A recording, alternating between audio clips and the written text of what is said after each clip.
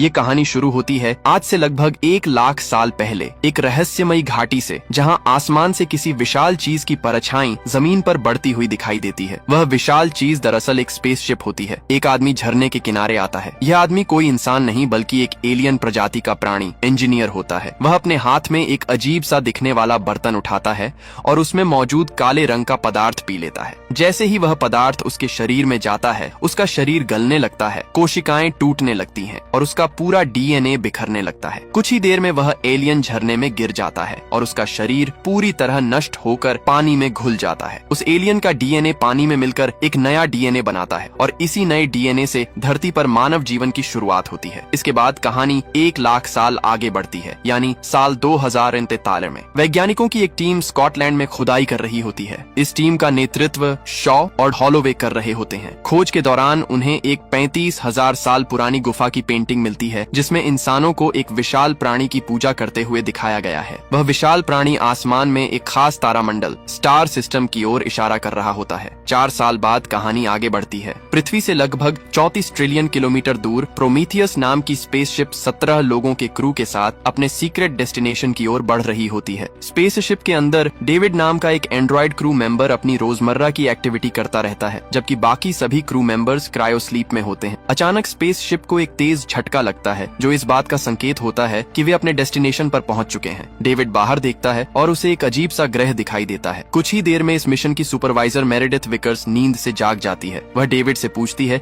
कि बाकी लोग कितने समय से सो रहे हैं। डेविड जवाब देता है 2 साल 4 महीने 18 दिन 36 घंटे और 15 मिनट। इसके बाद सभी क्रू मेंबर्स को जगाया जाता है और सबको एक जगह इकट्ठा किया जाता है। उन्हें एक 3D होलोग्राम दिखाया जाता है, जिसमें वेलैंड कॉर्पोरेशन के फाउंडर पीटर वेलैंड दिखाई देते हैं। वे बताते हैं कि इसी मिशन की नींव उन्होंने रखी थी। ये होलोग्राम उन्होंने 2 साल पहले रिकॉर्ड किया था और अगर वे सब इसे देख रहे हैं तो इसका मतलब है कि उनका मिशन अब सच होने वाला है। इसका मतलब साफ होता है कि वे सब अपनी मंजिल पर पहुंच चुके हैं और पीटर वेलैंड अब जिंदा नहीं है। पीटर आगे सबको डेविड के बारे में बताते हैं कि डेविड कोई इंसान नहीं बल्कि एक एंड्रॉइड है। डेविड उनके लिए एक बेटे की तरह है। इसके बाद वह डॉ चार्ली हॉलोवे और डॉ एलिजाबेथ शॉ का सबसे परिचय करवाते हैं। पीटर दोनों को इस मिशन का इंचार्ज घोषित करते हैं और पूरी जिम्मेदारी सौंपकर होलोग्राम से गायब हो जाते हैं। इसके बाद डॉ हॉलोवे अपना प्रेजेंटेशन शुरू करते हैं। वे पृथ्वी पर अलग अलग जगहों पर हुई पुरातत्व खुदाइयों की तस्वीरें दिखाते हैं। मिस्र, सुमेरिया, बेबीलोनिया, मेसोपोटामिया और हाल ही में स्कॉटलैंड में मिला 35,000 साल पुराना गुफा चित्र। वे बताते हैं कि ये सभी प्राचीन सभ्यताएं हैं और हर सभ्यता के बीच सैकड़ों सालों का अंतर है। इनका आपस में कोई संपर्क भी नहीं था। फिर भी हर जगह एक जैसा ही चित्र मिलता है, जिसमें एक विशाल प्राणी आसमान में एक तारामंडल की ओर इशारा कर रहा है। ऐसे ही चित्र हर सभ्यता में पाए गए हैं। इन चित्रों में दिखाया गया तारामंडल जिस गैलेक्सी में मौजूद है, वह पृथ्वी से इतनी दूर है कि प्राचीन सभ्यताओं को उसके बारे में जानना नामुमकिन था। हैरानी की बात यह है कि उस गैलेक्सी में एक सूरज मौजूद है और उसके चारों ओर एक ग्रह घूम रहा है, जिसके 3 चंद्रमा हैं। उनमें से एक चंद्रमा पर जीवन के लिए अनुकूल वातावरण है, लगभग हमारी धरती जैसा, और आज ही सुबह वे उसी चंद्रमा पर पहुंचे हैं। इसके बाद डॉ शॉ बताती हैं कि गुफा चित्रों में दिखाया गया विशाल प्राणी असल में एक एलियन प्रजाति है। उन्हीं एलियंस ने इंसानों को बनाया है। एक तरह से वे हमारे इंजीनियर्स हैं, हमारे रचयिता। इन चित्रों के जरिए वे हमें एक संदेश दे रहे हैं कि आओ हमें ढूंढो उसी तारामंडल में। प्रेजेंटेशन के बाद डेविड दोनों डॉक्टर्स को सुपरवाइजर मेरेडिथ विकर्स के चैम्बर में ले जाता है। विकर्स दोनों से साफ कहती हैं कि अगर उन्हें इस चंद्रमा पर एलियंस मिल भी जाए तो वे उनसे संपर्क करने की कोशिश नहीं करेंगे। डॉक्टर इसकी वजह पूछते हैं, लेकिन विकर्स कोई जवाब नहीं देती। अगले सीन में डेविड हॉलोवे आपस में बात कर रहे होते हैं। डेविड बताता है कि उसने पिछले 2 सालों में कई प्राचीन भाषाएं सीख ली हैं और अब वह एलियंस से संवाद करने में सक्षम है। इसके बाद स्पेसशिप को चंद्रमा की सतह पर उतारने की तैयारी होती है। तभी डॉ हॉलोवे की नजर एक अजीब से स्ट्रक्चर पर पड़ती है। वह स्ट्रक्चर किसी भी तरह से प्राकृतिक नहीं लगता। हॉलोवे कैप्टन से वहीं लैंडिंग करने को कहता है। वहाँ का वातावरण लगभग धरती जैसा था, लेकिन कार्बन डाइऑक्साइड की मात्रा 3% से ज्यादा थी, जिसका मतलब था कि बिना सूट के 2 मिनट भी बिताना मौत को बुलावा देना था। अंधेरा होने में कुछ ही घंटे बाकी थे। डेविड समेत 6 लोगों की एक टीम उस विशाल टीलानुमा स्ट्रक्चर की ओर बढ़ती है। टीम में मौजूद जियोलॉजिस्ट बताता है कि वह स्ट्रक्चर अंदर से खोखला है। वे सभी उसके अंदर प्रवेश करते हैं। इसके बाद जियोलॉजिस्ट ड्रोन की मदद से पूरे इलाके की स्कैनिंग शुरू कर देता है ताकि पूरी टीम एक 3D मैप देख सके। हॉलोवे बताते हैं कि अंदर कार्बन डाइऑक्साइड की मात्रा बाहर से बहुत कम है। उनका कहना होता है कि यहाँ कोई ऐसी चीज है जो हवा को साफ कर रही है। ये कहकर वे अपना हेलमेट उतार देते हैं और हैरानी की बात ये होती है कि उन्हें कुछ भी नहीं होता। एक एक करके बाकी लोग भी अपने हेलमेट उतार देते हैं। तभी डेविड को एक स्विच पैनल दिखाई देता है जिस पर अजीब से चिन्ह बने होते हैं। डेविड उन चिन्हों पर अपनी उंगली फिराता है। अचानक पूरा हॉल रोशनी से भर जाता है और उनके सामने विशालकाय प्राणियों की दौड़ती हुई आकृतियां दिखाई देती हैं। वह असल में एक 3D रिकॉर्डिंग होती है। रिकॉर्डिंग में भी वही विशालकाय लोग दिखाई देते हैं जो किसी अज्ञात चीज से डरकर जान बचाकर भाग रहे होते हैं। सभी लोग उन आकृतियों का पीछा करते हैं। भागते हुए उन विशालकाय प्राणियों में से एक दरवाजे तक पहुंचते पहुंचते गिर जाता है और तभी दरवाजा बंद हो जाता है। दरवाजा बंद होते ही उसका शरीर बीच से कट जाता है। सिर दरवाजे के एक तरफ और धड़ दूसरी तरफ रह जाता है। उस विशालकाय प्राणी का शरीर देखकर जियोलॉजिस्ट घबरा जाता है। वह बायोलॉजिस्ट के साथ तुरंत वहां से निकलकर स्पेसशिप की ओर लौट जाता है। शॉ कार्बन रीडिंग से पता लगाती हैं कि उस विशाल जीव की मौत को करीब 2000 साल हो चुके हैं। इस बीच डेविड स्विच पैनल पर उंगली चलाकर दरवाजे की लॉकिंग सिस्टम को ओवरराइड कर देता है और दरवाजा खोल देता है। दरवाजे के दूसरी तरफ उन्हें उस जीव का कटा हुआ सिर मिलता है और साथ ही एक विशालकाय चेहरे की मूर्ति भी दिखाई देती है। पूरे कमरे में बड़ी बड़ी कुर्सियां रखी होती हैं। जमीन पर केंचुए जैसे जीव रेंग रहे होते हैं और छत पर एक बहुत बड़ी पेंटिंग बनी होती है। लेकिन जैसे ही वे लोग उस कमरे में प्रवेश करते हैं, कमरे में अजीब बदलाव शुरू हो जाता है। वहाँ रखी कुर्सियां पिघलने लगती हैं और उनमें से काले रंग का द्रव बहने लगता है। छत पर बनी पेंटिंग भी खराब होने लगती है। शॉ समझ जाती हैं कि उनके आने से कमरे का तापमान बदल गया है। वह सभी को तुरंत वहाँ से बाहर निकलने को कहती हैं और उस कटे हुए सिर को एक बड़े पॉलीथीन बैग में डालकर साथ ले लेती हैं। तभी कैप्टन सबको सूचित करता है कि एक भयानक तूफान आने वाला है, इसलिए सभी को तुरंत स्पेसशिप पर लौटना होगा। शॉ थोड़ा और समय मांगती है, लेकिन सुपरवाइजर उन्हें सिर्फ 15 मिनट की मोहलत देती है। उसके बाद स्पेसशिप का दरवाजा बंद कर दिया जाना था। इधर डेविड चुपके से एक पिघली हुई वस्तु का एक पिंड अपने बैग में रख लेता है। उन पिंडों से निकलने वाले काले द्रव को कुछ छोटे जीव अपना भोजन बना रहे होते हैं। सभी लोग तेजी से स्पेसशिप की ओर भागते हैं। उनके पीछे 200 किलोमीटर प्रति घंटे की रफ्तार से तूफान बढ़ रहा होता है। ये कोई साधारण तूफान नहीं था। उसमें सिलिका के कण और हजारों वोल्ट की बिजली मौजूद थी। वे लोग मुश्किल से स्पेसशिप तक पहुंच पाते हैं, लेकिन तभी एलियन का कटा हुआ सिर उछलकर नीचे गिर जाता है। उसे उठाने की कोशिश में शॉ तेज तूफान में हवा में उड़ने लगती है।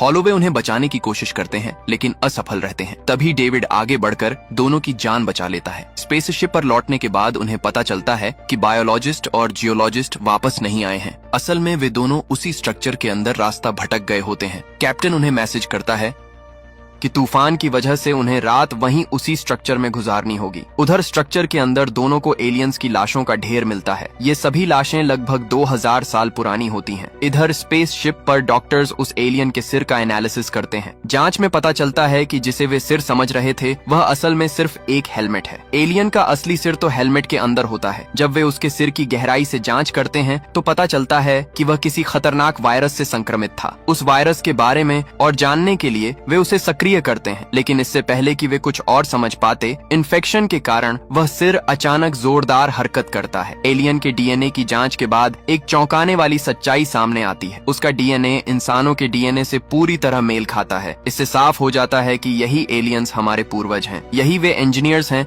जिन्हें ढूंढने के लिए वे यहाँ आए थे। उधर डेविड चुपचाप अपने साथ लाए गए पिंड को खोलता है और उसमें से थोड़ा सा काला सैंपल निकाल लेता है। फिर वह सैंपल चुपके से हॉलोवे के ड्रिंक में मिला देता है। इस बात से अनजान हॉलोवे वह ड्रिंक पी लेते हैं। इसके बाद हॉलोवे जाकर शॉ से मिलता है।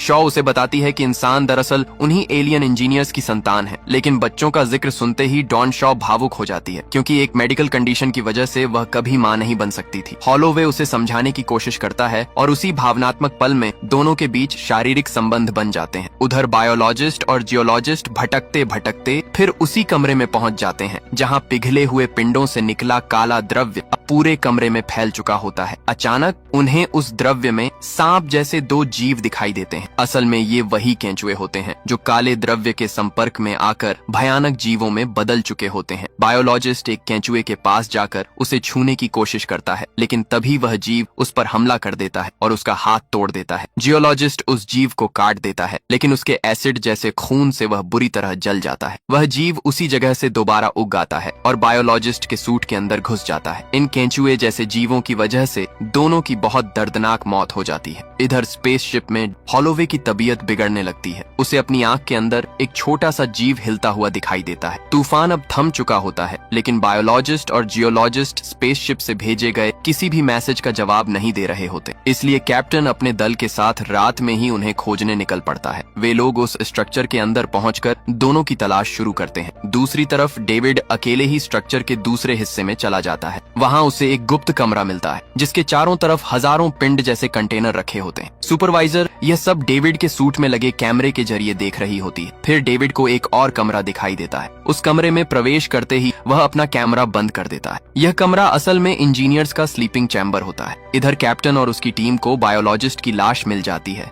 लेकिन जियोलॉजिस्ट कहीं दिखाई नहीं देता। उसी वक्त हॉलोवे की हालत और ज्यादा बिगड़ जाती है। इन्फेक्शन फैलने के डर से सभी तुरंत स्पेसशिप की ओर लौट जाते हैं। उधर डेविड स्लीपिंग चैम्बर में मौजूद कंट्रोल पैनल के कुछ बटन दबाता है, जिससे एक 3D रिकॉर्डिंग चालू हो जाती है। रिकॉर्डिंग देखकर डेविड समझ जाता है कि इंजीनियर पृथ्वी पर जाने की तैयारी कर रहे थे, लेकिन तभी रिकॉर्डिंग अचानक बंद हो जाती है। डेविड को एहसास होता है कि उनमें से एक इंजीनियर अभी भी जिंदा है, जो गहरी और लंबी नींद में सो रहा है। इधर स्पेसशिप तक पहुंचते पहुंचते हॉलोवे का शरीर बुरी तरह बदलने लगता है। इन्फेक्शन के खतरे को देखते हुए सुपरवाइजर उसे अंदर आने से रोक देती है। हॉलोवे भी समझ जाता है कि वह एक खतरनाक संक्रमण का शिकार हो चुका है और अब सबके लिए खतरा बन गया है। वह खुद ही चिल्लाते हुए सुपरवाइजर की ओर बढ़ता है कि उसे मार दिया जाए। हॉलोवे को अपनी तरफ आते देख सुपरवाइजर उसे जिंदा जला देती है। हॉलोवे को जलते देखकर शॉ बुरी तरह टूट जाती है। कैप्टन उसे पकड़ता है और उसे बेहोशी का इंजेक्शन दे दिया जाता है। जब शॉ को होश आता है तो डेविड उसे बताता है कि वह प्रेग्नेंट है और वह भी 3 महीने की गर्भावस्था। ये सुनते ही शॉ सदमे में चली जाती, क्योंकि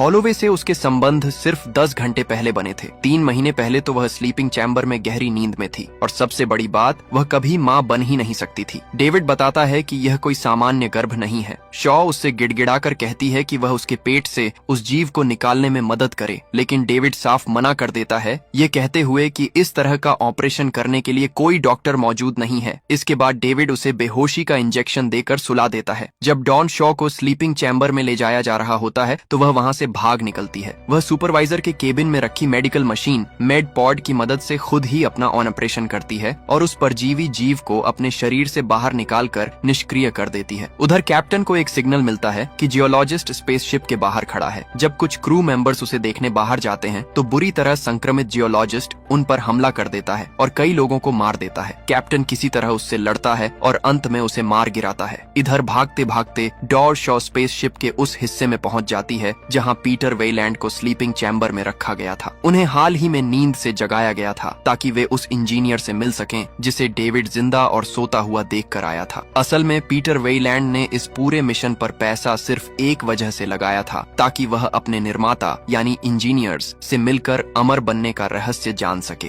पीटर वेलैंड इंजीनियर से अमर बनने का तरीका पूछना चाहता है। शॉ भी उसके साथ इंजीनियर से मिलने के लिए तैयार हो जाती है। तभी कैप्टन आकर उन्हें एक चौंकाने वाली बात बताता है। वह कहता है कि यह प्लैनेट इंजीनियर्स का घर नहीं है, बल्कि यह उनका मिलिट्री बेस है। कैप्टन के मुताबिक यहाँ इंजीनियर्स जैविक हथियार तैयार करते थे। वह काला द्रव्य उन्हीं के द्वारा बनाया गया एक बायोलॉजिकल वेपन था जो किसी तरह उनके काबू से बाहर हो गया और यहीं मौजूद इंजीनियर्स की मौत का कारण बना। सुपरवाइजर मेरेडिथ विकर्स, जो असल में पीटर वेलैंड की बेटी थी, इंजीनियर से मिलने के सख्त खिलाफ होती है। उसे लगता है कि यह सब उनके लिए बेहद खतरनाक साबित हो सकता है, लेकिन पीटर उसकी बात नहीं मानता। जाने से पहले शॉ डेविड से पूछती है कि अगर पीटर को कुछ हो गया तो उसे प्रोग्राम कौन करेगा। डेविड जवाब देता है, तब मैं आजाद हो जाऊंगा। इसके बाद डेविड, शॉ और बाकी लोग पीटर वेलैंड को लेकर इंजीनियर के स्लीपिंग चैम्बर में जाते हैं। उधर कैप्टन जब गुफा के 3D मैप को ध्यान से एनालाइज करता है तो उसे एहसास होता है कि वह गुफा दरअसल एक स्पेसशिप है। डेविड सबको बताता है कि इंजीनियर्स पृथ्वी पर जाने की तैयारी कर रहे थे, लेकिन अचानक कुछ गड़बड़ हो गई। असल में इंजीनियर्स पृथ्वी पर नए जीवन की शुरुआत करने वाले थे और अगले सृजन से पहले वहाँ मौजूद जीवन, खासकर मनुष्य जाति को खत्म करने वाले थे। इसके बाद डेविड इंजीनियर को उसकी लंबी और गहरी नींद से जगा देता है। जैसे ही इंजीनियर जागता है, पीटर वेलैंड उससे उसी की भाषा में पूछता है कि बुढ़ापे के बाद मौत से कैसे बचा जा सकता है। इंजीनियर पहले प्यार से डेविड के सिर पर हाथ फेरता है और अगले ही पल डेविड का सिर उसके धड़ से अलग कर देता है। इसके बाद इंजीनियर बाकी सभी लोगों को बेरहमी से मार देता है। सिर्फ शॉ किसी तरह जान बचाकर वहां से भाग निकलती है। इंजीनियर अपनी कुर्सी पर बैठकर अपने अंतरिक्ष यान को पृथ्वी की ओर उड़ान भरने के लिए चालू कर देता है ताकि वह अपना अधूरा अधूरा मिशन पूरा कर सके, पृथ्वी पर मौजूद पूरी मानव जाति को खत्म करने का मिशन।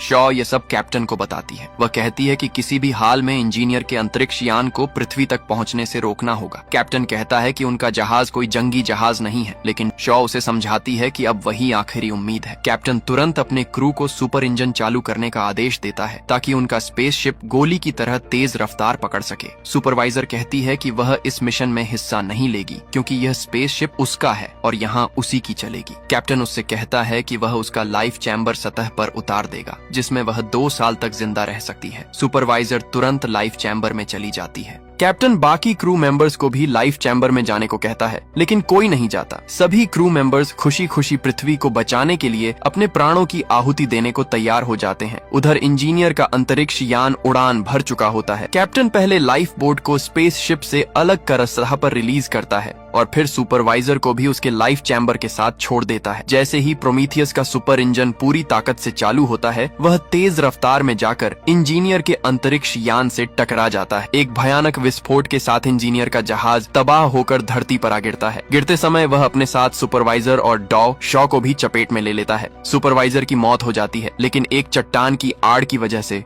शॉ बच जाती है। उसके ऑक्सीजन सिलेंडर में सिर्फ 2 मिनट की ऑक्सीजन बची होती है। ऑक्सीजन लेने के लिए वह कैप्टन द्वारा छोड़ी गई लाइफ बोट की ओर जाती है। वहाँ उसे एक भयानक परजीवी जीव दिखाई देता है। वह तुरंत पहचान जाती है कि यह वही ऑक्टोपस जैसा जीव है जो उसने अपने पेट से निकाला था। वह जीव मरा नहीं था, बल्कि अब और भी बड़ा हो चुका था। तभी वायरलेस रेडियो पर डेविड की आवाज सुनाई देती है। वह बताता है कि इंजीनियर उसे मारने आ रहा है। अचानक इंजीनियर शॉ पर हमला कर देता है।